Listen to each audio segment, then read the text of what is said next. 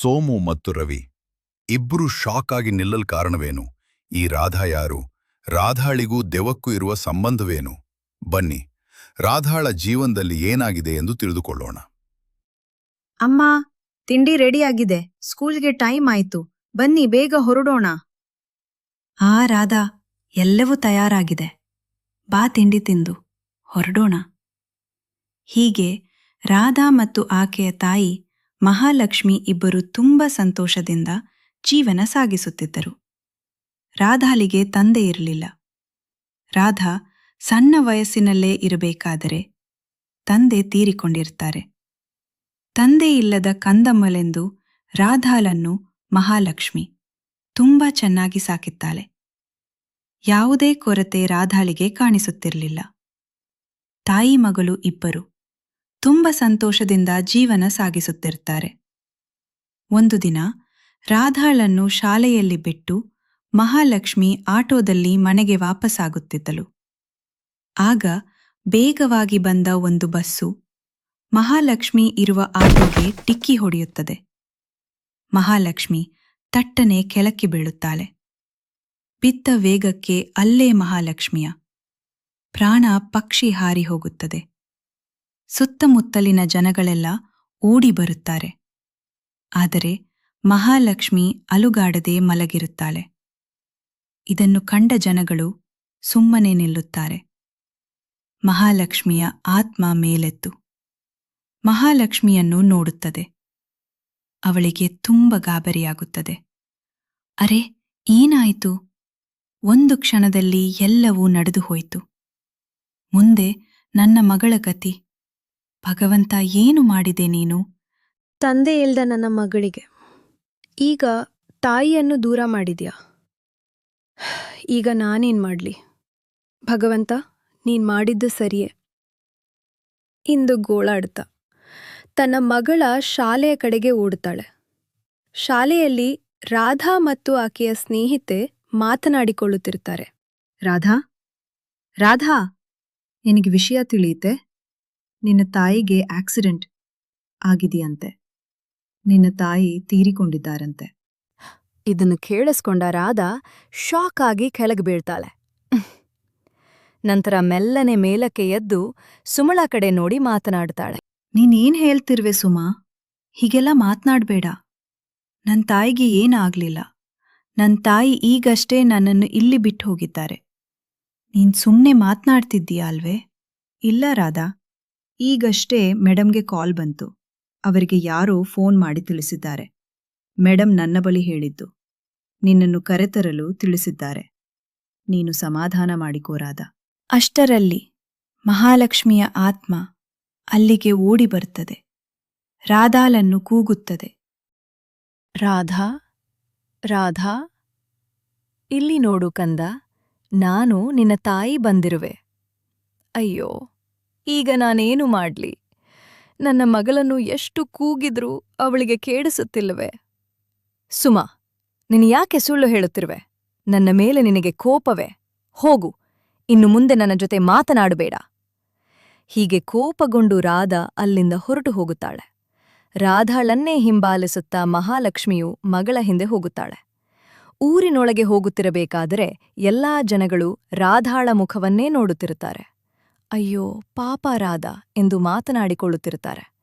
ಇದನ್ನು ಗಮನಿಸಿದ ರಾಧಾಳಿಗೆ ತುಂಬ ಭಯವಾಗುತ್ತದೆ. ಅವಳು ತನ್ನ ಮನೆಯ ಕಡೆಗೆ ಹೊರಡುತ್ತಾಳೆ. ಆದರೆ ಮನೆಯ ಹತ್ತಿರ ತುಂಬ ಜನಗಳು ನಿಂತಿರುತ್ತಾರೆ. ಅದನ್ನು ಕಂಡ ರಾಧಾಳಿಗೆ ಇನ್ನೂ ಗಾಬರಿಯಾಗುತ್ತದೆ. ರಾಧಾ ತನ್ನ ಮನಸ್ಸಿನಲ್ಲಿಯೇ ಅಂದುಕೊಳ್ಳುತ್ತಾಳೆ, ಅಂದ್ರೆ ಸುಮಾ ಹೇಳಿದ್ದು ನಿಜಾನ? ನನ್ನ ಅಮ್ಮ ನನ್ನನ್ನು ಬಿಟ್ಟು ಹೋದಳೆ ಎಂದು ಮನಸ್ಸಿನಲ್ಲಿ ನೊಂದುಕೊಂಡು ಹೋಗಿ ನೋಡುತ್ತಾಳೆ ತಾಯಿ ಮಲಗಿರುವುದನ್ನು ನೋಡಿ. ಅವಳಿಗೆ ಅರ್ಥವಾಗುತ್ತದೆ. ರಾಧಾ ಶಾಕ್ ಆಗಿ ಅಲ್ಲೇ ಕುಸಿದು ಬೀಳುತ್ತಾಳೆ. ಕೆಲವು ದಿನಗಳ ನಂತರ ರಾಧಾ ಒಂಟಿಯಾಗಿ ಮನೆಯಲ್ಲಿ ತಾಯಿಯನ್ನು ನೆನೆದು ಕಾಲ ಕಳೆಯುತ್ತಿರುತ್ತಾಳೆ.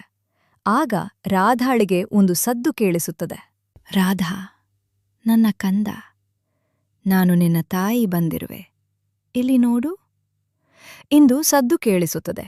ರಾಧಳು ಗಾಬರಿಯಿಂದ ನೋಡುತ್ತಾಳೆ. ಆಗ ಮಹಾಲಕ್ಷ್ಮಿ ಅಲ್ಲಿ ಪ್ರತ್ಯಕ್ಷವಾಗುತ್ತಾಳೆ. ರಾಧಾ ತಾಯಿಯನ್ನು ನೋಡುತ್ತಾ, ಅಮ್ಮ, ಅಮ್ಮ ಎಂದು ಅಳುತ್ತಾ ನೋಡುತ್ತಾಳೆ. ನೀನು ಇಷ್ಟು ದಿನ ಎಲ್ಲಿ ಹೋದೆ ನನ್ನನ್ನು ಬಿಟ್ಟು? ನೀನೇಕೆ ಹೀಗೆ ಮಾಡಿದೆ? ನಿನಗೆ ನನ್ನ ನೆನಪಾಗ್ಲಿಲ್ಲವೇ?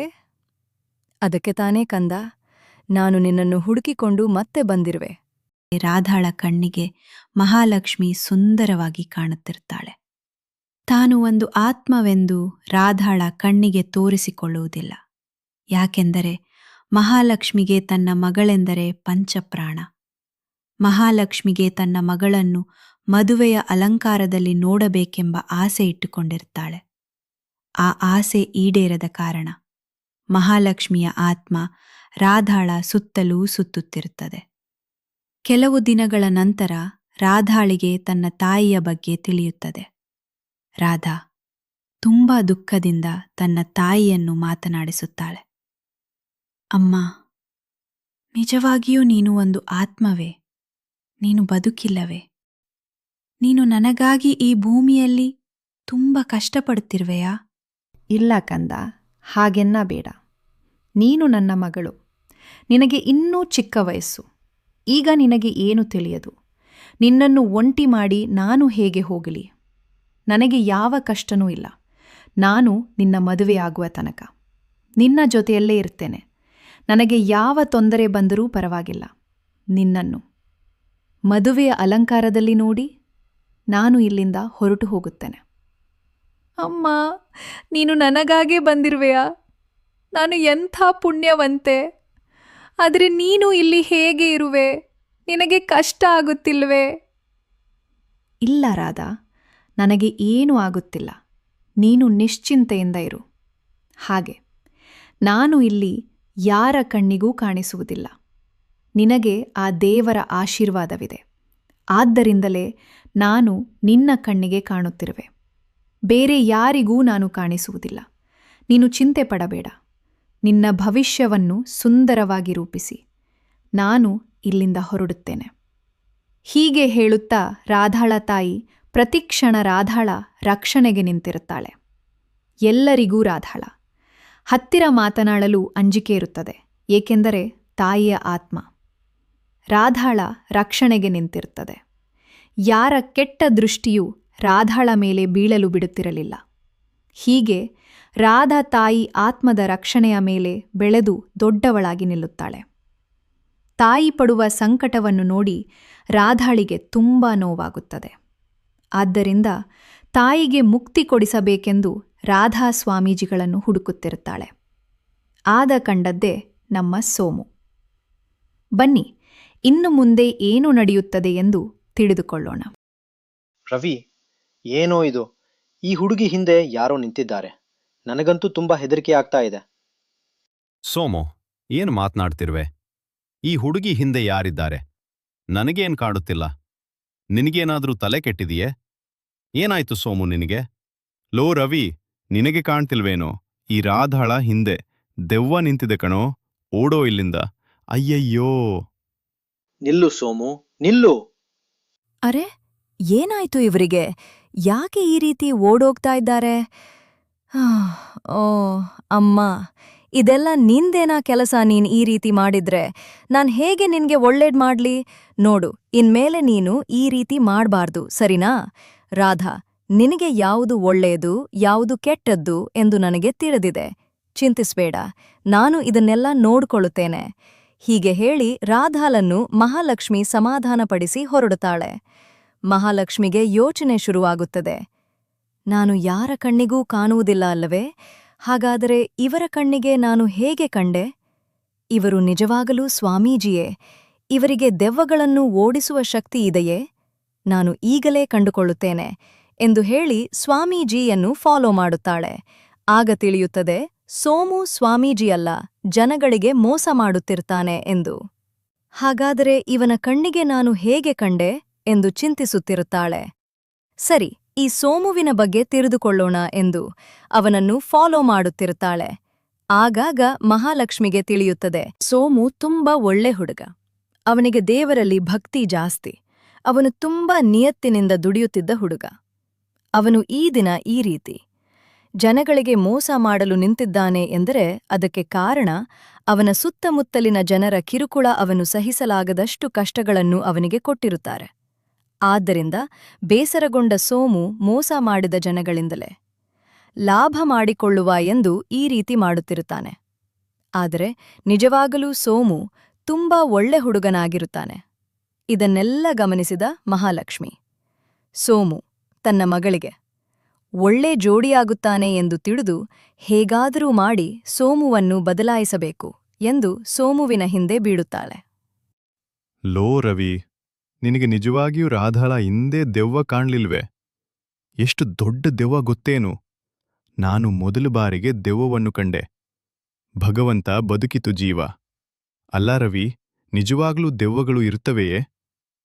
ನಾನು ಇದೆಲ್ಲ ಸುಳ್ಳು ಎಂದುಕೊಂಡಿದ್ದೆ. ಆದ್ದರಿಂದಲೇ ಈ ದೆವ್ವ ಹಿಡಿಯುವ ಕೆಲಸಕ್ಕೆ ಕೈ ಹಾಕಿದೆ. ಆದ್ರೆ ಈಗ ನಿಜವಾಗ್ಲೂ ದೆವ್ವ ಬಂದು ನಮ್ಮ ಮುಂದೆ ನಿಂತಿದೆ. ಈಗ ಏನು ಮಾಡುವುದು? ಸೋಮು, ನೀನು ಏನು ಹೇಳುತ್ತಿರುವೆ? ಎಲ್ಲಾ ನಿನ್ನ ಭ್ರಮೆ. ಯಾವ ದೆವ್ವವೂ ಇಲ್ಲ, ಭೂತವೂ ಇಲ್ಲ. ನನ್ನ ಕಣ್ಣಿಗೆ ಏನು ಕಾಣಲಿಲ್ಲ. ನಿನಗೆ ಹೇಗೆ ಕಂಡಿರುತ್ತದೆ? ಇದೆಲ್ಲ ಸುಳ್ಳು ಸೋಮು. ಇಲ್ಲ ರವಿ, ನೀನು ಎಷ್ಟು ಸಮಾಧಾನಪಡಿಸಿದರೂ ನನಗೆ ಭಯವಾಗುತ್ತಿದೆ. ನಾನು ಕಂಡದ್ದು ದೆವ್ವನೇ. ಇಲ್ಲ ಸೋಮು, ಎಲ್ಲವೂ ನಿನ್ನ ಭ್ರಮೆ. ಸರಿ, ನಿನಗೆ ಸ್ವಲ್ಪ ಸಮಾಧಾನ ಮಾಡಿಕೋ. ನಂತರ ಎಲ್ಲವೂ ಸರಿ ಹೋಗುತ್ತದೆ. ಸರಿ ರವಿ. ನಂತರ ಮರುದಿನ ಬೆಳಗ್ಗೆ ಸೋಮು ರವಿನನ್ನು ಕಾಣಲು ಬರುತ್ತಿರುತ್ತಾನೆ. ಆಗ ದಾರಿಯಲ್ಲಿ ಮತ್ತೆ ಮಹಾಲಕ್ಷ್ಮಿ ಕಾಣಿಸಿಕೊಳ್ಳುತ್ತಾಳೆ. ಯಾರು ನೀವು? ನನ್ನ ಹಿಂದೆ ಏಕೆ ಬರುತ್ತಿರುವಿರೇ? ನಾನು ನಿಮ್ಗೇನ್ ಮಾಡಿಲ್ಲ. ದಯವಿಟ್ಟು ನನಗೆ ನೀವು ಏನು ಮಾಡಬೇಡಿ. ನನ್ನನ್ನು ಬಿಟ್ಟುಬಿಡಿ. ಹೀಗೆ ಸೋಮು ಭಯದಿಂದಲೇ ಬೇಡಿಕೊಳ್ಳುತ್ತಾನೆ. ನಗುತ್ತಾ ಮಹಾಲಕ್ಷ್ಮಿ ಅಲ್ಲಿಂದ ಮಾಯವಾಗುತ್ತಾಳೆ. ಇದನ್ನು ಕಂಡ ಸೋಮು ಅಲ್ಲಿಂದ ಓಡಿ ಹೋಗುತ್ತಾನೆ. ರವಿ, ರವಿ, ನೋಡು, ನಿನಗೆ ಎಷ್ಟು ಹೇಳಿದ್ರೂ ನೀನು ನಂಬುತ್ತಿಲ್ಲ. ನಾನು ಈಗಲೂ ರೋಡಿನಲ್ಲಿ ದೆವ್ವವನ್ನು ಕಂಡೆ. ಏನು ಹೇಳ್ತಿರುವೆ ಸೋಮು? ದೆವ್ವಗಳು ರಾತ್ರಿ ವೇಳೆ ತಾನೇ ಬರುತ್ತವೆ. ಆದರೆ ನಿನಗೆ ಹೇಗೆ ಈಗ ಕಾಣಿಸಿತು? ರವಿ, ನೀನು ತಮಾಷೆ ಮಾಡಬೇಡ. ನಾನು ನಾಟಕ ಮಾಡುತ್ತಿಲ್ಲ. ನಾನು ನಿಜವಾಗಲೂ ದೆವ್ವವನ್ನು ಕಂಡೆ ರವಿ. ನನ್ನನ್ನು ನಂಬು. ಇವನು ಇಷ್ಟು ಸಾರಿ ಹೇಳುತ್ತಿದ್ದಾನಲ್ಲ. ಸೋಮು ಸುಳ್ಳು ಹೇಳಲಾರ. ಇದರಲ್ಲಿ ಏನೋ ಇದೆ. ಇರಲಿ, ಇದನ್ನು ತಿಳಿದುಕೊಳ್ಳೋಣ. ಸರಿ ಸೋಮು, ನೀನು ಈಗ ಸಮಾಧಾನ ಮಾಡಿಕೋ. ಅದು ಏನು ಅಂತ ನಾನು ತಿಳಿದುಕೊಳ್ಳುತ್ತೇನೆ. ಹೀಗೆ ಕೆಲವು ದಿನಗಳು ಕಳೆಯುತ್ತವೆ. ಒಂದು ದಿನ ಮಧ್ಯರಾತ್ರಿ ಸೋಮು ಮತ್ತು ರವಿ ಇಬ್ಬರು ರವಿಯ ಮನೆಯಲ್ಲಿ ಮಲಗಿರುತ್ತಾರೆ. ಆಗ ಮಹಾಲಕ್ಷ್ಮಿ ಸೋಮುವಿಗೆ ಭಯಪಡಿಸಲು ಅಲ್ಲಿಗೆ ಬರುತ್ತಾಳೆ. ಸೋಮು, ಎಲ್ಲಿದ್ದೀಯಾ ಸೋಮು? ಹೇಗಿದ್ದೀಯಾ? ನಾ ಬಂದೆ. ಸೋಮು, ನೋಡಿ ನೋಡಿ ಯಾರು ಬಂದಿದ್ದಾರೆ ಅಂತ.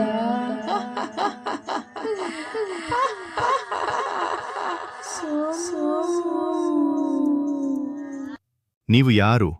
ನನಗೇಕೆ ತೊಂದರೆ ಕೊಡುತ್ತಿರುವಿರಿ? ನಾನು ನಿಮ್ಗೇನು ಮಾಡಿಲ್ಲ. ದಯಮಾಡಿ ನನ್ನನ್ನು ಬಿಟ್ಟುಬಿಡಿ. ಹೀಗೆ ಕೈ ಜೋಡಿಸಿ ಮಹಾಲಕ್ಷ್ಮಿಯಲ್ಲಿ ಬೇಡಿಕೊಳ್ಳುತ್ತಾನೆ.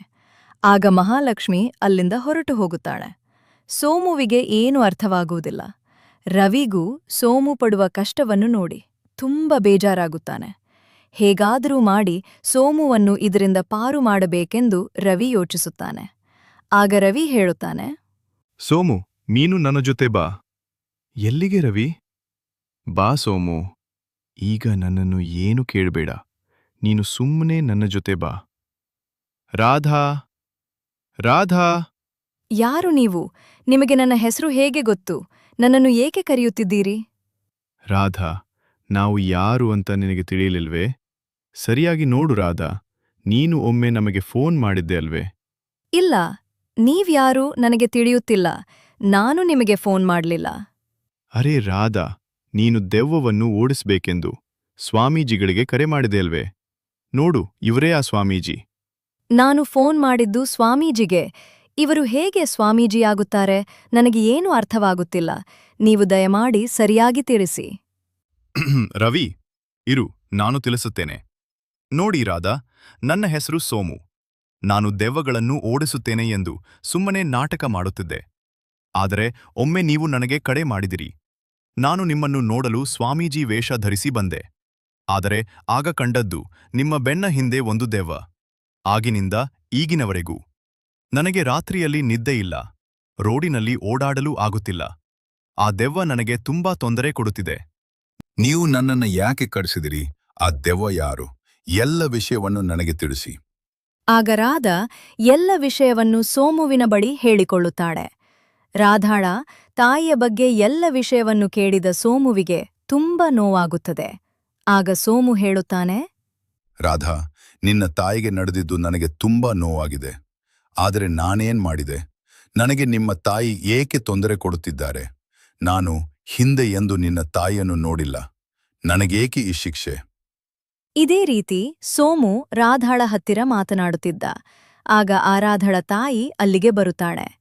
ಚಿಂತಿಸ್ಬೇಡ ಸೋಮು, ನೀನು ಒಳ್ಳೆ ಹುಡುಗ, ನನಗೆ ತಿಳಿದಿದೆ. ಆದರೆ ನೀನು ಮಾಡುತ್ತಿರುವ ಕೆಲಸ ತಪ್ಪು. ಆದ್ದರಿಂದಲೇ ನಾನು ನಿನಗೆ ತೊಂದರೆ ಕೊಡುತ್ತಿರುವೆ. ಇಲ್ಲ, ನಾನು ಯಾವ ತಪ್ಪನ್ನು ಮಾಡಿಲ್ಲ. ನಾನು ಒಳ್ಳೆ ಕೆಲಸವನ್ನೇ ಮಾಡುತ್ತಿದ್ದೆ. ನನಗೆ ನೀಡಿದ ಕೆಲಸವನ್ನು ಶ್ರದ್ಧೆಯಿಂದ, ಒಳ್ಳೆ ಮನಸ್ಸಿನಿಂದ ಮಾಡುತ್ತಿದ್ದೆ. ಆದರೆ ನನ್ನ ಜೊತೆ ಕೆಲಸ ಮಾಡುತ್ತಿದ್ದವರೆಲ್ಲ ನನ್ನನ್ನು ತುಂಬ ಕೇವಲವಾಗಿ ಕಾಣುತ್ತಿದ್ದರು. ಅಂಥ ತಪ್ಪು ನಾನೇನ್ ಮಾಡಿದೆ? ಎಷ್ಟು ನಿಯತ್ತಾಗಿ ಕೆಲಸ ಮಾಡಿದರು. ನನ್ನ ಬಳಿ ಯಾರು ಒಳ್ಳೆ ಮಾತನಾಡುತ್ತಿರಲಿಲ್ಲ. ಯಾರಿಗೂ ನನ್ನನ್ನು ಕಂಡರೆ ಆಗುತ್ತಿರಲಿಲ್ಲ. ಅದಕ್ಕೆ ಅಂದೇ ತೀರ್ಮಾನಿಸಿದೆ, ಒಳ್ಳೆತನಕ್ಕೆ ಇದು ಕಾಲವಲ್ಲ. ಕೆಟ್ಟದ್ದನ್ನು ಮಾಡಿದರೆ ಮಾತ್ರ ಇಲ್ಲಿ ನಿಲ್ಲಲು ಸಾಧ್ಯ ಎಂದು ತೀರ್ಮಾನಿಸಿ ನಾನು ಈ ಕೆಲಸಕ್ಕೆ ಕೈ ಹಾಕಿ. ತಪ್ಪು ಸೋಮು, ಯಾರೋ ಒಬ್ಬರು ತಪ್ಪಾಗಿರುವರೆಂದು ನೀನು ಎಲ್ಲರನ್ನೂ ತಪ್ಪು ಎಂದು ತೀರ್ಮಾನಿಸುವುದು ಸರಿಯಲ್ಲ. ಆದರೆ ಈಗ ನೀನೇನು ಮಾಡಿದೆ? ನೀನು ಎಲ್ಲರಿಗೂ ಮೋಸ ಮಾಡುತ್ತಾ ಬಂದೆ. ಈಗ ನೀನೆಲ್ಲಿ ಒಳ್ಳೆಯವನಾದೆ. ನಿನಗೆ ಎಲ್ಲಿ ನಿಯತ್ತಿದೆ ಅಲ್ಲವೇ? ಆದರೆ ನನಗೆ ಗೊತ್ತು ಸೋಮು, ನೀನು ತುಂಬಾ ಒಳ್ಳೆಯವನೆಂದು. ನೀನು ಜೀವನದಲ್ಲಿ ತುಂಬಾ ನೊಂದಿರುವೆ ಎಂದು ಕೂಡ ನನಗೆ ಗೊತ್ತು. ಆದ್ದರಿಂದಲೇ ನಿನಗೆ ಬುದ್ಧಿ ಕಲಿಸಬೇಕೆಂದು ನಾನು ಈ ರೀತಿ ನಿನ್ನ ಬಳಿ ನಡೆದುಕೊಂಡೆ. ಮತ್ತು ನಿನಗೆ ಆ ಭಗವಂತನ ಆಶೀರ್ವಾದವಿದೆ. ಆದ್ದರಿಂದಲೇ ಯಾರಿಗೂ ಕಾಣದ ನಾನು ನಿನಗೆ ಕಂಡೆ. ಯಾರಿಗೂ ಕೇಳಿಸದ ನನ್ನ ಧ್ವನಿ ನಿನಗೆ ಕೇಳಿಸುತ್ತಿದೆ. ಸೋಮು, ನೀನು ನನ್ನ ಮಗಳನ್ನು ಮದುವೆ ಮಾಡಿಕೋ. ನೀನು ನನ್ನ ಮಗಳಿಗೆ ತಕ್ಕ ವರ. ಆದ್ದರಿಂದಲೇ ನಾನು ನಿನ್ನ ಹಿಂದೆ ಬಂದೆ. ಇಲ್ಲ ಅಮ್ಮ, ನಾನು ನಿಮ್ಮ ಮಗಳಿಗೆ ತಕ್ಕ ವರ ಅಲ್ಲ. ನಾನು ಜನಗಳಿಗೆ ಮೋಸ ಮಾಡಿ ಬದುಕುತ್ತಿರುವೆ. ಆದರೆ ನಿಮ್ಮ ಮಗಳು ತುಂಬ ಒಳ್ಳೆಯವಳು. ಅವಳಿಗೆ ನನಗಿಂತ ಒಳ್ಳೆ ಹುಡುಗ ಸಿಗುತ್ತಾನೆ. ಅವನಿಗೆ ನಿಮ್ಮ ಮಗಳನ್ನು ಕೊಡಿ. ಇದೇ ಸೋಮು, ನಿನ್ನ ಒಳ್ಳೆ ಗುಣ. ನೀನು ಮಾಡುತ್ತಿರುವ ಕೆಲಸ ತಪ್ಪು ಎಂದು ನಿನಗೆ ಗೊತ್ತು. ಆದರೆ ನಿನಗೆ ಆಗಿರುವ ನೋವೇ ಇದಕ್ಕೆ ಕಾರಣ. ತಪ್ಪು ನಿನ್ನದಲ್ಲ ಸೋಮು, ಈ ಜನಗಳದ್ದು. ನೀನು ಚಿಂತಿಸಬೇಡ. ನಾನು ಹೇಳುವುದನ್ನು ಸರಿಯಾಗಿ ಕೇಳಿಸಿಕೋ. ನೀನು ನನ್ನ ಮಗಳನ್ನು ಮದುವೆ ಮಾಡಿಕೋ. ನಿನ್ನ ಜೀವನ ತುಂಬಾ ಸುಖವಾಗಿರುತ್ತದೆ. ಆಗ ಸೋಮು ಸಮಾಧಾನಗೊಂಡು ಮದುವೆಗೆ ಒಪ್ಪಿಗೆ ನೀಡುತ್ತಾನೆ. ರಾಧಾ ಮದುವೆ ತಯಾರಿಗಳನ್ನು ಮಾಡಿಕೊಳ್ಳುತ್ತಾಳೆ.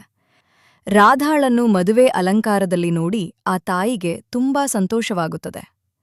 ನನ್ನ ಜನ್ಮ ಸಾರ್ಥಕವಾಯಿತು ಎಂದು ಸಂತೋಷದಿಂದ ನಗುತ್ತಾಳೆ. ಹೀಗೆ ಮಹಾಲಕ್ಷ್ಮಿಯ ಆತ್ಮವೂ ಮಾಯವಾಗುತ್ತದೆ. ಅವನನ್ನು ತಡೆದ ಆ ಕೈಗಳು ಅವನ ಜೀವನದ ದಿಕ್ಕು ಬದಲಿಸಿದವು.